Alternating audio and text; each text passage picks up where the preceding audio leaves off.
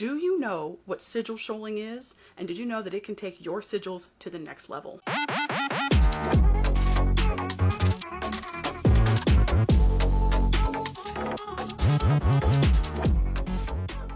Full disclaimer, I did not invent sigil shoaling. I first read about it on Gordon White's blog, Rune Soup. He is the first person I ever saw talk about it. Pretty sure he's the one that came up with it, but it's a really good technique, and it's going to be a really great way to amplify your sigils. So when you think about a shoal, which what a lot of us call like a school of fish. So a shoal and a school of fish, they're the same thing, okay? So when you think about fish schooling together, you got a bunch of little fish all in one big group, all going towards a common goal. They're either trying to get away from a predator, or they're trying to find somewhere to get food, they're hunting, they're trying to travel, and they know it's safer to travel in numbers. There's a lot of different reasons that fish will school together, but that same concept is what we are putting into our sigil magic. We're going to have a common main goal, and then we're going to create a bunch of smaller sigils that all pertain to that goal, and all these little elements that can affect our general outcome, and we're going to put them all together, and they're all going to kind of swim towards that main goal. So we're just going to jump right into this. I am here at the whiteboard wall, and my almost said fish. My fish is meowing in the background. You're going to hear Mr. Chance. He's old. He's needy. He's going to be there. He's okay. So I just went with a very generic sigil to start us off with, which is my rent is paid. That's very generic. This sure is a good sigil, but this is not very specific. Yes, we know we want our rent paid every month, but how do we expect this to happen? This is where your shoaling is going to come in handy. So you've got your main goal. My rent is paid. You got your sigil. Now you're going to create a bunch of other sigils, at least 3. I don't usually do more than 12, but you really can do pretty much as many as you want. As many elements as you can think that are going to help you meet this goal, make sigils for those. So you could have a sigil for my job is consistent. I get good hours. I get consistent overtime. I get a raise. Things like that. So all these little things that come into play to make sure your rent is paid. I spend money wisely. I'm not overspending on things that I don't need. So whatever you can think of that affects your ability to pay your rent, you're going to make a sigil for it, and you're going to end up with a bunch of it. And we're just going to make a bunch of little symbols here. Okay.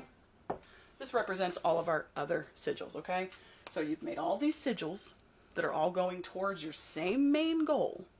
Now you're going to bring in probably the most important part of this that makes all of this come together, and that is called the robofish. So the idea of the robofish came from a study that was conducted by the Polytechnic Institute of New York University.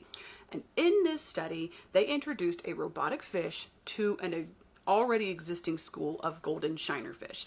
Now this fish would swim a little bit differently, but they wanted to see if these fish would follow this robotic fish. And over time, they did. So that is what this robofish is going to do for your sigil shoal. So you're going to make a sigil for something you know for sure is gonna happen, okay? Whether it's, I have coffee tomorrow morning, my pets are fed every day, something you know happens every day. I text my mom. So these are things that you know. This is something you know is going to happen, okay? You're going to make a sigil for something you know is pretty much guaranteed going to happen. And the idea is when you do that and you add it to your shoal, that once that happens, once this sigil comes to fruition, it will set everything in motion, and your little school of sigil fishies will follow suit. That is the whole idea behind all of this, okay? So you've got your main goal, and I like to do a main goal sigil when I do mine. You've got all your other sigils, and then you've got your robofish. Now, I like to activate these at the same time because I don't have time to activate a bunch of different sigils. I activate them all at the same time.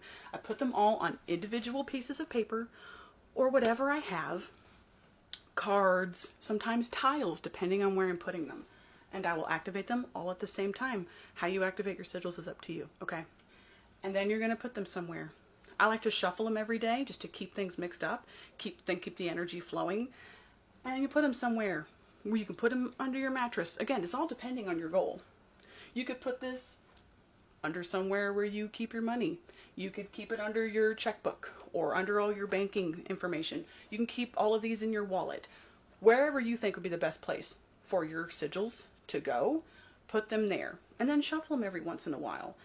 And this whole idea is going to, especially with this RoboFish, take all your sigils and help them work towards your main goal. Again, you don't have to do this for every sigil. Some people use this for like a one-time goal. Some people use this for long-term. A lot of people use sigil shoaling in their wards for their home, like home protection, all these different sigils to protect different elements of their home and the people and pets within.